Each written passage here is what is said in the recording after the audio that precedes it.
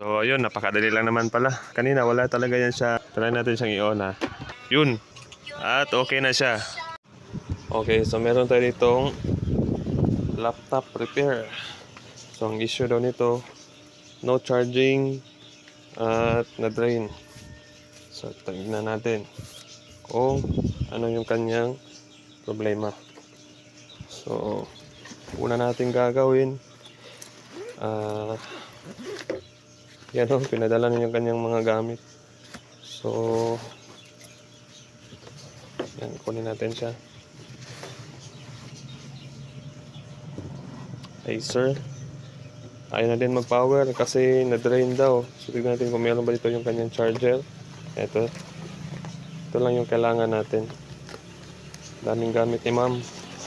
Wala kasi akong bag, kaya pinadala niya na lang sa akin yung mismong bag niya. Kinuha niya lang yung kanyang importanteng gamit.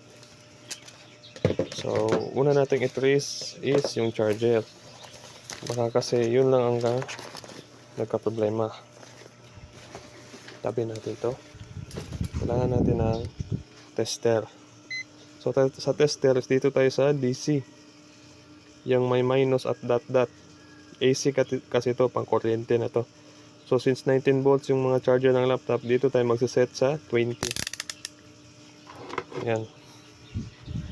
So check din natin anong yung kanyang voltage output. Yan po. Makikita nyo naman dyan. Nakalagay na 19 volts. Saksak natin siya. Dito tayo mauna mag-troubleshoot sa charger kasi marami na akong naayos ito. Charger lang ang problema. Pero ito, this time, sana same lang. Saksak natin. Yung nag-spark naman siya. So, nagko-consume siya or meron siyang working board. Kailangan natin ng SIM tray. Depende na yan sa inyo kung ano yung itutusok sa gitna. Yan. Ground sa labas. Tingnan ko working naman siya. Ayan, no? So may 19 volts siya. Okay yung charger natin. Ang sabi ni ma'am is kahit daw lead indicator wala. So try natin. Charge. Wala rin. Yan o, wala siyang lead indicator. So kailangan natin siyang buksan. So buksan muna natin siya, yung mga screw niya dito.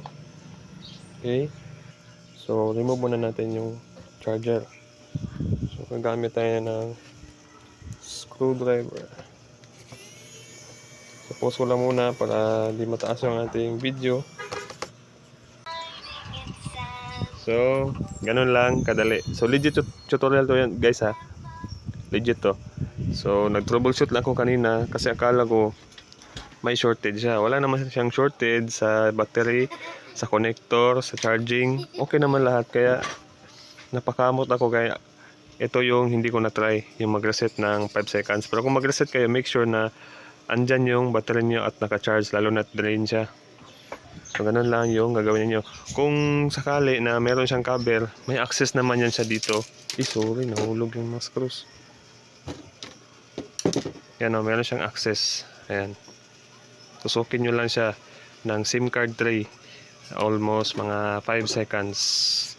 Pero kailangan nakasaksak siya. So you know, working now.